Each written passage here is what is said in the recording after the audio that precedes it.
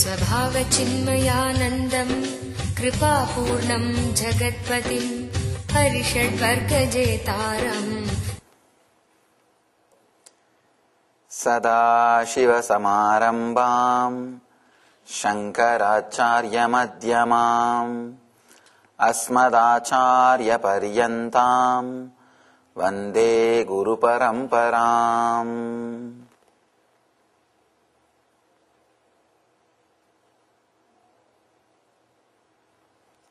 I welcome you all with my love and respects. From today, before entering into the sutras, I'll answer your questions related to yesterday's discourse or any other related subject. You can put your questions in writing when you leave the discourse hall. And same way, people who are watching through internet can send your questions through email. So, we'll enter into the session. I welcome you all with my love and respects.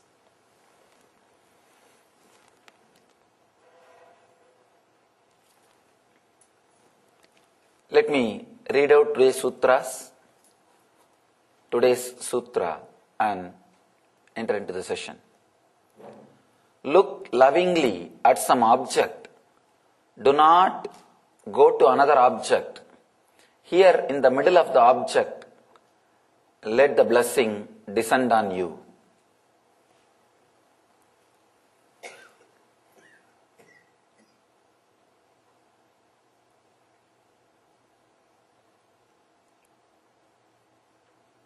Human body is created specially to achieve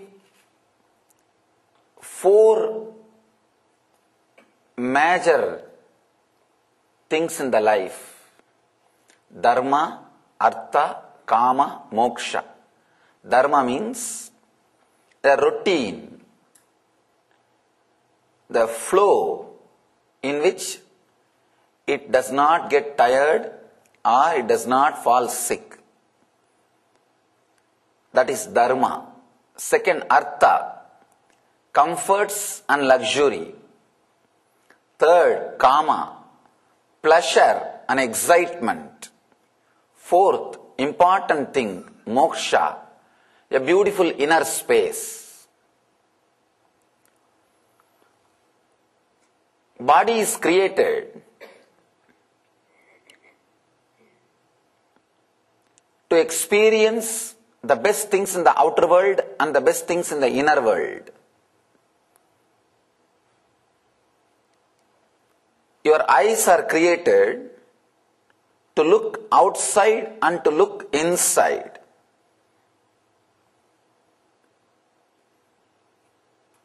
There is a beautiful description in the tradition about this Kundalini's awakening. How to know whether our higher consciousness is awakened or not. How to know whether we have started evolving in the spiritual life or not. They say, a very beautiful taste you will start feeling continuously inside the throat. The experience of the Amrita will start happening. And a beautiful, clear, serene visions will start happening inside. Whenever you start looking inside, you look beyond fear and greed. Whenever you start looking outside, you look through fear and greed. World is given life by your vision. Same way, the experience of the divine also given life by turning your vision inside. Jagat or Ishvara. If your vision is towards outside, Jagat comes to life. If your vision is towards inside, Ishvara comes to life. Jiva is the point from which you can decide whether to look at the Jagat or to look at the Ishvara. In the Vedic tradition, these three concepts are basic concepts: Jiva, Ishvara, Jagat. Jiva means the individual self. If the individual self is operating externally, if it is functioning towards the outer world, towards the outside, it sees the Jagat, means world. If it is going inside, if it is turning in, it sees Ishvara, divine.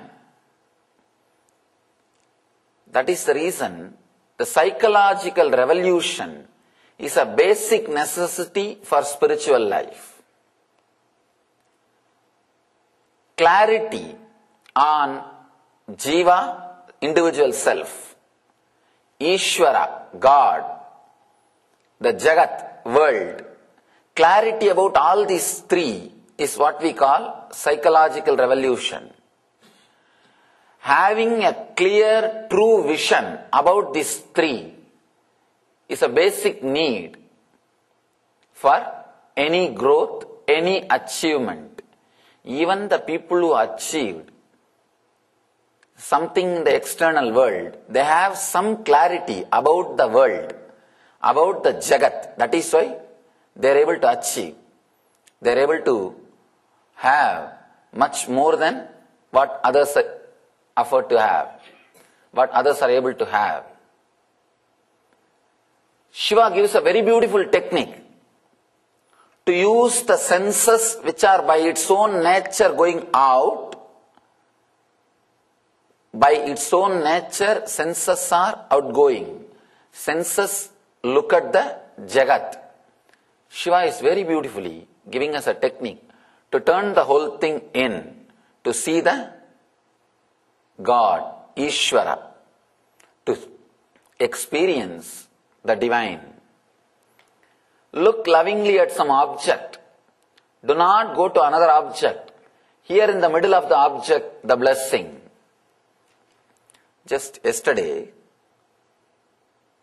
one of my ashramites was asking me, Swamiji, in one of your discourses you said, we don't worship idols, we worship through idols. But suddenly, day before yesterday's discourse, the first day Shiva Sutra, you said, deity is God, deity does not represent God. Is it not contradicting?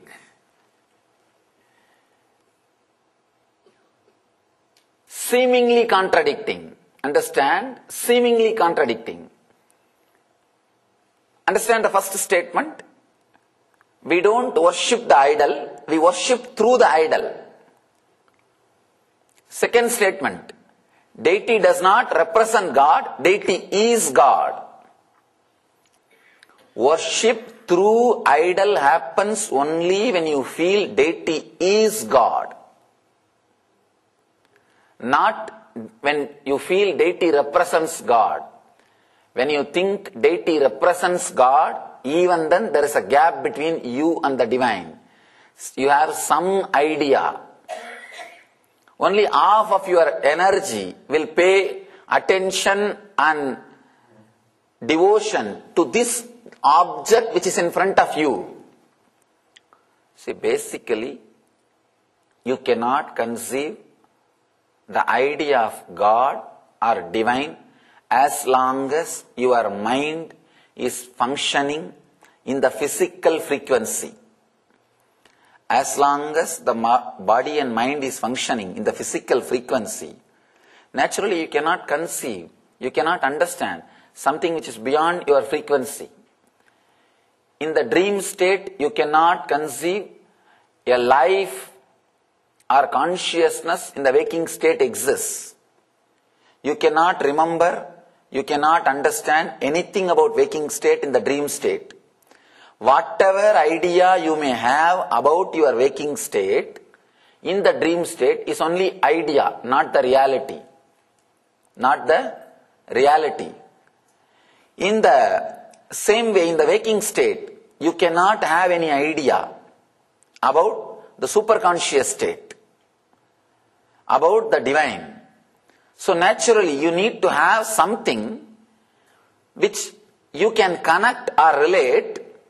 When you really disappear into that, only then you experience the higher conscious state. It's like a strong nightmare. How it wakes you up, how it brings you out of the dreaming state.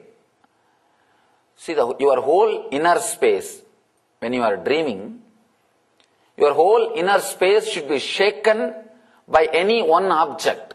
Only then you will come out of the dream. For example, you are dreaming as if a lion is chasing you or an elephant is chasing you. And the dream itself you have an idea. I think in the form of elephant, my own desires or fear is chasing me. You won't get up. Surely you will not wake up. Only if you are sure, yes, elephant is chasing me, lion is chasing me, you will wake up. You will be awakened. You will come to the higher state, to the waking state. Same way, during the worship, only if you feel deity is God, not, oh, I know about God, that energy is represented by this deity. No. Then again, your ego, what you know about God, only you are worshipping, not the God itself. Worship means where you need to lose your ideas. You need to lose your ideas about the divine. Only then the divine will start expressing itself. That is why deity is God. Do not think deity represents God. Only when you understand deity is God, worship through the idol happens. Till then, you will be doing only idol worship. There is a very beautiful sutra. Of course, this is also given by Mahadeva to a rishi, to another one disciple. It's a Tamil verse. Let me repeat that and I'll translate. Marathil maraindadu mamada yanai, marattai maraitadu mamada yanai, parathil maraindadu parmudal bhudam, parattai maraitadu parmudal bhudam. Let me literally translate, then we will understand this sutra. There was a beautiful statue of elephant carved in teak wood. When you see the elephant, the idea of wood disappears. When you see the wooden statue, the idea of elephant disappears. When you see externally, the world hides the God. When you see internally, God hides the world. Very beautiful description. Understand, you can never have an idea, wooden statue and elephant at the same moment. Fortunately, you can have only one thought at a time. You are blessed. One thought at a time. That is why liberation is possible. That is why liberation is possible. Actually, as you think, you do not have a huge army of enemies in front of you. You have only one enemy at any point. At any point, at any time, you have only one enemy. You do not have army of enemies in front of you. We don't understand that. Either this moment you will see that as an elephant or wooden statue. The next moment you may see in the other way, but not both ideas in the same moment. Same way, either you see the world or the God. When you see the whole thing as divine, suddenly the world disappears. Parattai maraittadu parmudal bhudam. All the five elements has hidden, it has covered the divine. Parattil maraindadu paramudal bhoodam. When you have the intense vision to look deeply, all the 5 elements disappears into the divine. If you see the deity, you cannot see the statue. If you see God, you can't see statue. If you see statue, you cannot see God. You can see only any one thing. Only when you see the deity as God, you will lose yourself. Worship through the idol will start happening. Worship through the idol will start happening when you lose yourself into the deity. When you know for sure the deity is alive. I have so many wonderful stories. The moment I remember the power of this deity, experiencing deity as God, I remember so many stories. One story from my own personal experience. Of course, I would have told this story many times, but it's okay. I love to tell this story. It is such a wonderful story. I was traveling in Gujarat.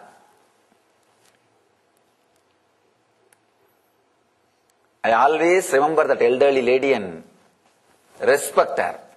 Like how I remembered yesterday, Swami Lakshman Ju. I can say this lady is surely lived in the same consciousness of Gopikas or the Krishna's Anga Devatas, the Krishna's divine companions.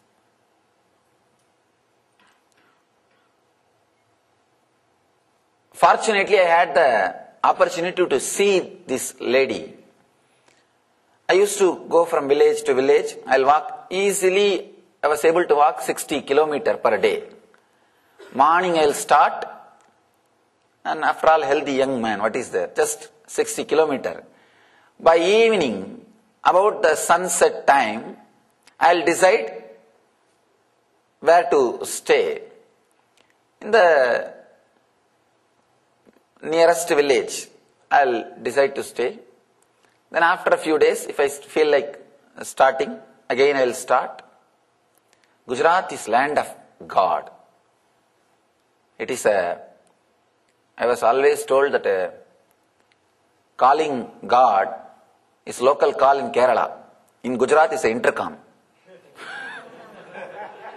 Not even local call. It is an intercom. Now it is the land of divine. So still Bharat is alive in Gujarat. I always feel as long as Gujarat is alive, Bharat will be alive. I always bless. I remember Gujarat and bless. Always. Understand? Feeding sadhus is such a wonderful thing. Even if you feed 2,000 useless guys and one enlightened sadhu, it is worthy. Because that sadhu's good feeling will save the whole place. It will just save the whole place. As long as Gujarat is alive, the Bharat Dharma will never die. It will be alive. It will be kept alive. I can say for sure, not even once in my wandering days in Gujarat I had any little struggle for any need or I need to ask anybody to be taken care. That is the greatness of that Bharat culture. Today we had Maheshwar Puja, giving food to the sadhus, and the tradition is alive with respect in Gujarat. You see, there are many other places, they may give food, but they may make that person stand in queue and give but in Gujarat I have never seen. Unless they give food to the sadhus, they will not eat. They will not give after they eat. If they have eaten, they will cook fresh food and give, or they will give the material to cook for himself to eat. Sadhus are never treated as beggars. Such a wonderful place. It is actually that culture still keeps many enlightened masters again and again happening. Because somebody who wants to do research in the inner science cannot afford to take up a regular job. You need to give him some time, some energy to do the research and go through all the confusions of ups and downs. See, the worst depression and the peak joy, both of them have happened in me at least few thousand times. Only then the mind breaks, mind unclutches and enters into enlightenment. Understand, the peak and valley should happen few thousand times in the system. Only then system gets bored of the mind, the nagging mind, and divorces. Till then, no, I think it's okay, I can manage for a few days, only today, because I was having headache, my mind is not cooperating with me. But only when the system sees the peaks and valleys, it just decides, enough, let's drop. So he cannot afford to take up any regular job in which he needs to follow a regular routine, like a morning getting up, going and attending an office, attending same thing and consistently doing something, and again lying down in the same bed, same house, same life. He cannot afford.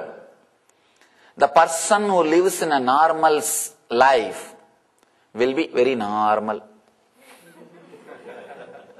Nothing extraordinary can happen. Because his whole consciousness is continuously cut.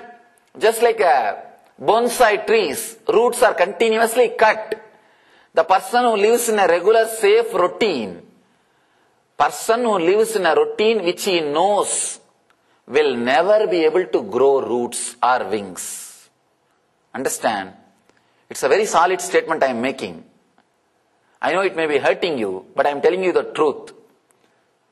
Narada Parivrajaka Upanishad, a very beautiful Upanishad, describes the way of the Paramahamsa, or achieving the ultimate experience.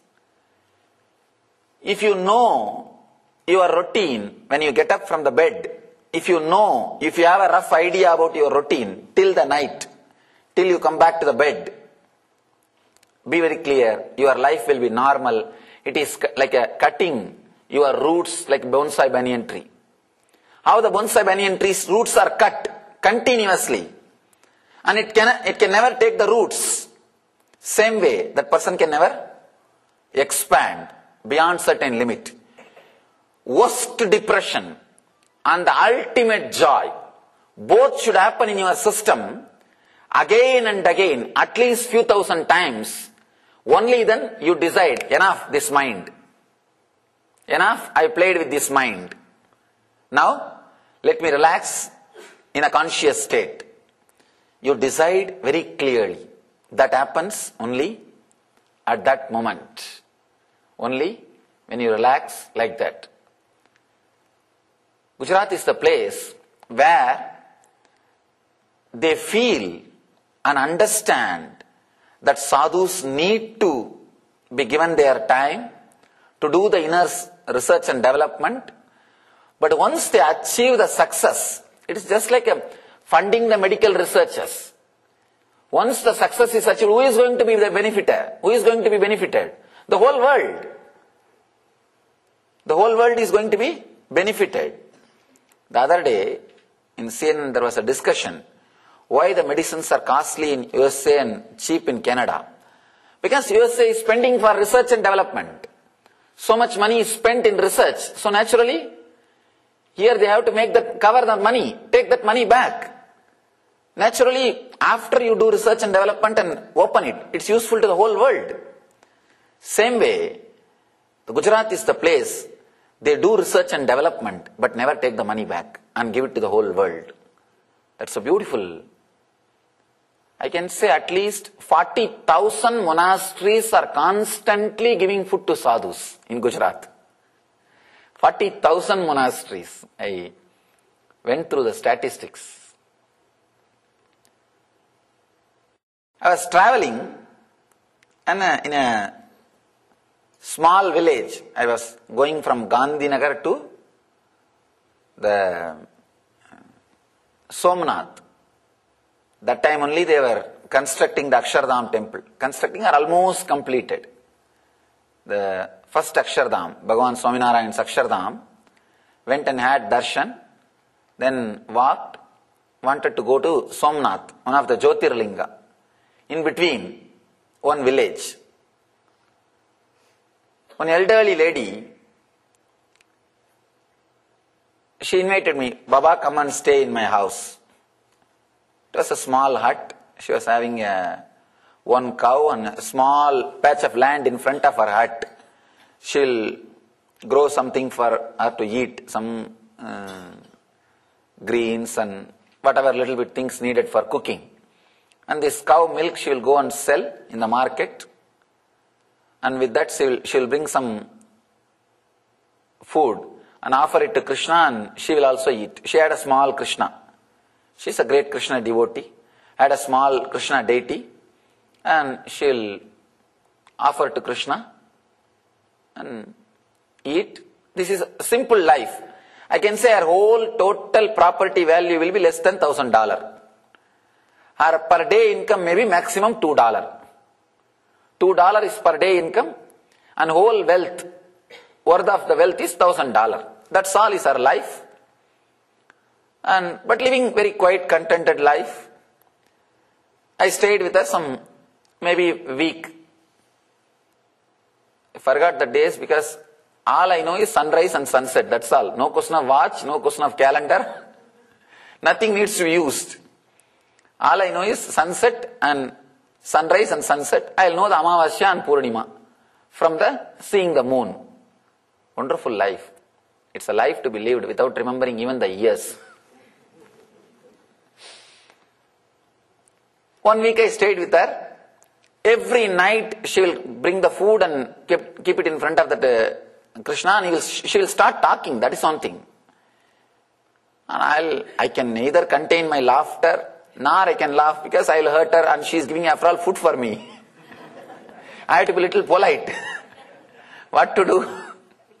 But she will sit and she will talk as if she is talking to somebody. She will sit casually and have a small fan. The hand fan, she will fan that Krishna deity, and she will tell, all right, please eat.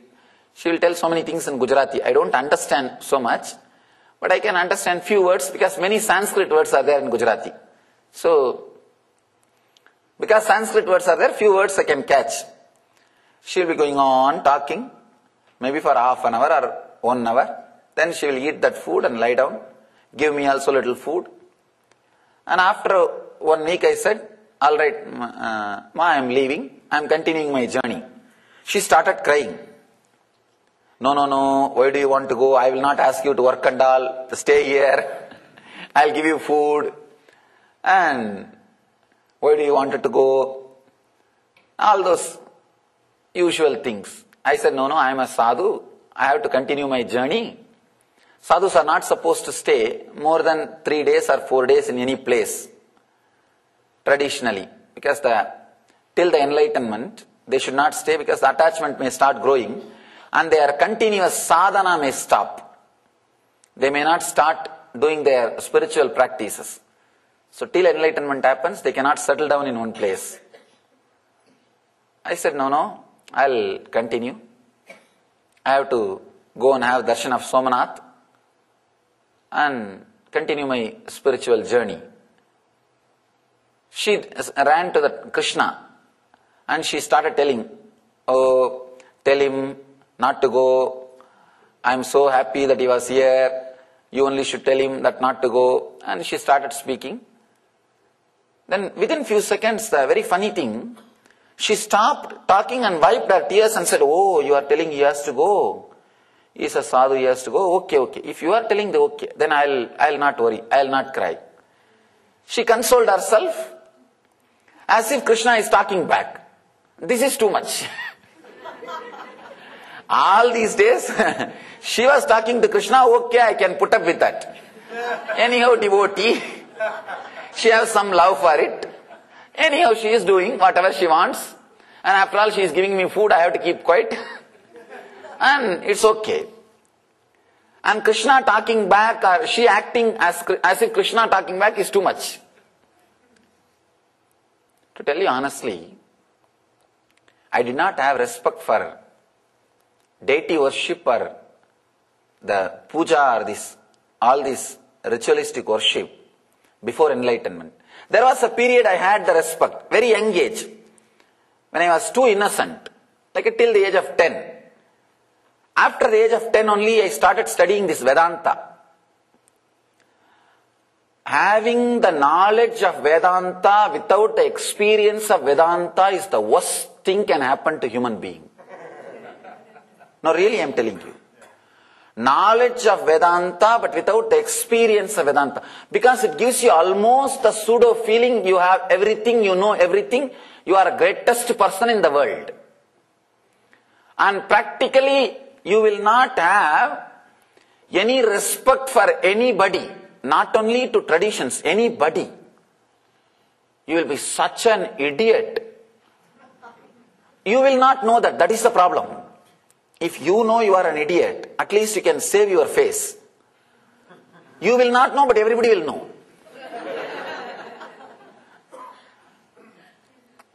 That is the worst thing can happen to human beings. Anyhow, I was in that mood. I had the knowledge, but not the experience. Experience has not happened. But the knowledge was there.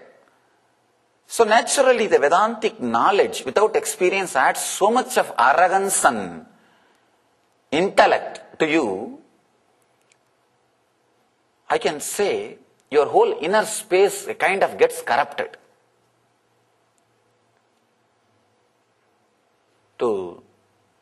If you are feeling hurt, sorry, but I am telling you exact truth. I have seen hundreds of monasteries where people sit and study this Vedanta for 20 years. I really feel sorry for them. If they can spend the time in sadhana, it will be so much fruitful.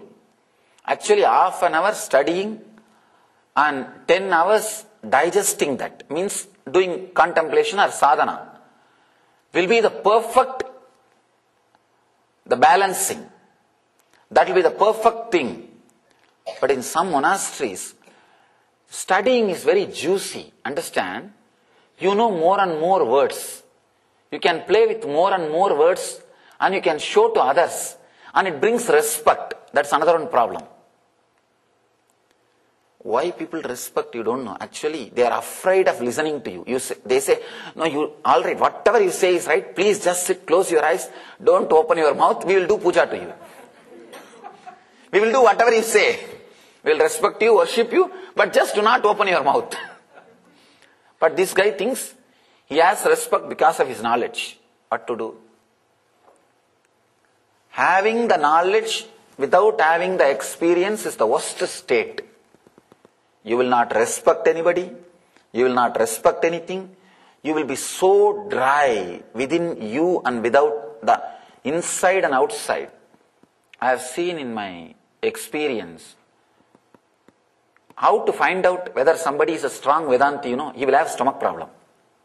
Really. See, logic is like having teeth in the stomach. You will literally eat you.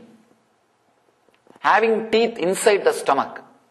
Constantly you will be chewing yourself. You will carry constant irritation. Compassion or love is like a lubricating you. Intellect, just intellect, is like a continuously turning your nerves and creating more and more stress. You will have stomach problem. Giving your love, even a hug, or just looking at something with a love, is like sending with a high force lubrication into your nervous system. It just heals. Even for a few seconds, look at any one of those deities. We have so many deity. You may feel connected or you may have love for any one deity based on your family bringing up or based on the maybe some books you read or some your prayers got fulfilled.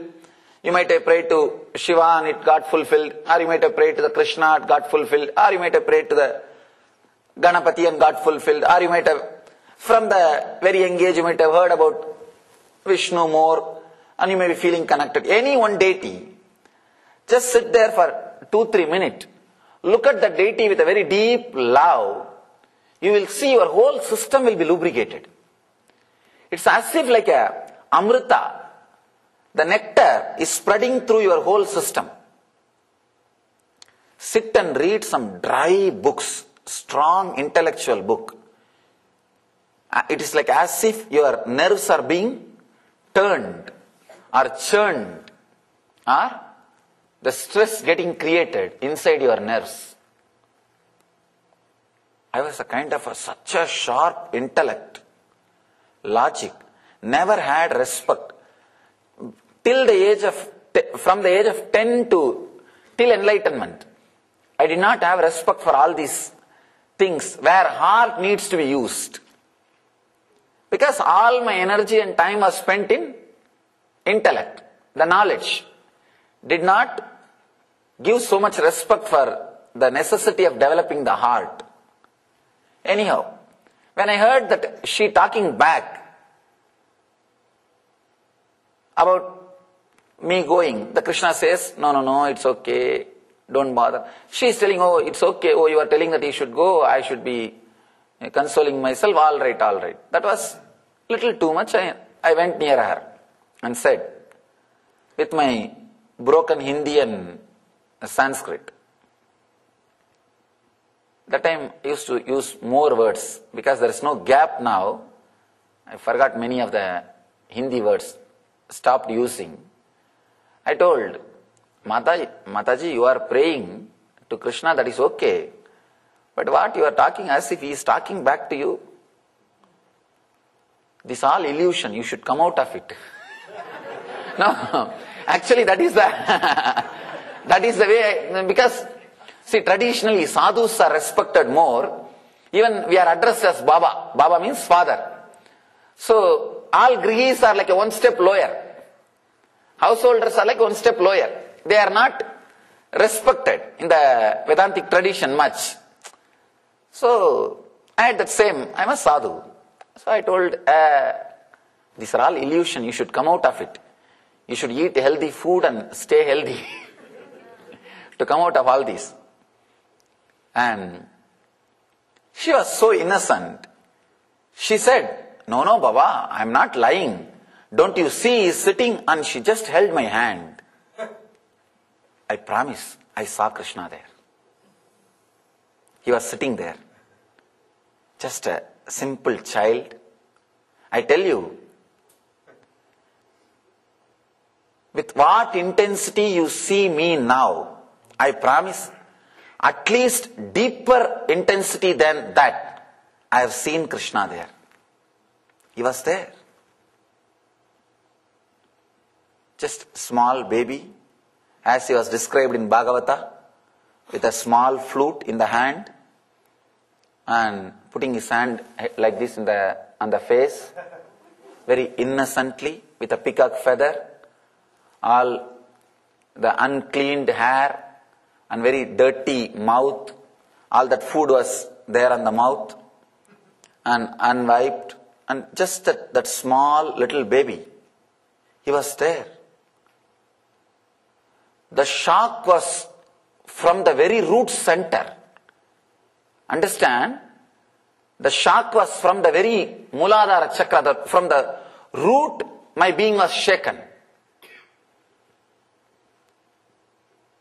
It is you can understand,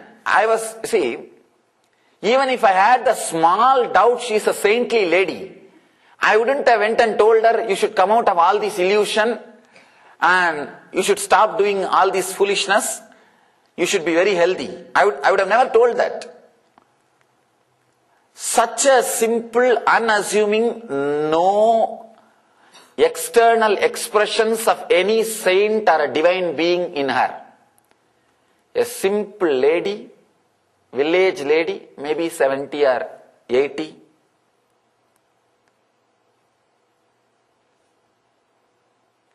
Just by touch, she can give initiation. Understand, this is initiation. This is not just, she was able to transmit that experience into my system. It is not that when she held her hand, I was convinced Krishna is there. No, I saw clearly he was there. The shaking or shock was so much, it just fell at her feet. I can remember very clearly, after falling at the feet of the Kuppammal, my first inspiration and great teacher, her name is Vibhudananda Devi, the spiritual name, Swami Mata Vibhudananda Puri Devi. After falling at her feet, with that same reverence and respect, second person whom I fell at the feet means only this lady. This lady only received my respect and reverence equivalent to the Kuppammal. I just fell at her feet and said, never ever call me as Baba. You are my Mata. Because as long as she was holding my hand, Krishna was there. I saw. The moment she took her hand out, it disappeared. I was again same old intellectual.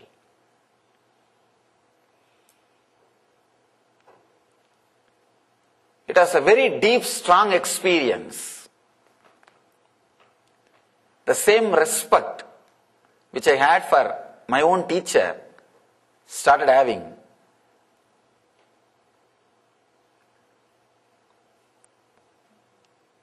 After that, I never ever had doubt or disrespect about this Murti Puja or this worshipping the deity. Even if I go to somebody's house, I will go to the puja room first and do the namaskar. Sometime my own photo also will be there. Even then, I will not bother. First thing I will do, show the camphor and do namaskar. You do not know in whose house who is staying. In whose house who is residing. You do not know. Never take deities for granted. We take deities for granted because it is available for sale. Never ever take deities for granted. When I fell at her feet, she was not able to understand. She said, Baba, what are you doing? Actually, she stopped me and falling at her feet, and she was so respectful. Afterwards, I had a small little chat with her before leaving. She was so innocent, she was thinking, even if she is living with Krishna, then such a small person like her can have darshan of divine and living with Krishna. She was thinking that all sadhus would have had vision and darshan and they are living divine life. I said, that shows your innocence. I know how many people are meditating for years to have the glimpse of the Lord. And here is a lady, she is living with him from morning till night. I have seen. She will lock that small hut and go for that selling the milk. There is nothing inside the hut to steal. Even if some thief comes, they will drop something out of love and the compassion and drop something inside and go back. There is nothing except 2-3 bricks for head and 2-3 gunny bag for lying down. But she will lock that room carefully and go. And I will ask her, why are you locking? No. If some dog comes and hurts Krishna, what to do? If Krishna, slowly if he goes out and he gets hurt in the road, what to do? Such a deep feeling connected. I can see in her eyes how she sees the Krishna, how she looks at the Krishna, how the very vision is so beautiful, so clean. I never miss a chance to tell this story. Unfortunately, I tried my best. I was never able to get her photograph. After enlightenment, after the organization was created, I personally, specially sent people, tried to trace. We were able to locate that place, but she passed away. She was no more, and we were never able to get her photograph. I wanted to get her photograph and put in all our temples as the ideal of Murti Puja. Person who lived with God through the deity worship. I wanted all our temples to have our photograph so that people will remember how an innocent village lady lived such a divine life of living with God. But unfortunately, we were not able to get photo, because in India the village's photography and all is unknown. It's never even heard, at least in 10 years ago and all. Anyhow, at least we can remember her and offer our respects. Shivoham, Shivoham, Shivoham.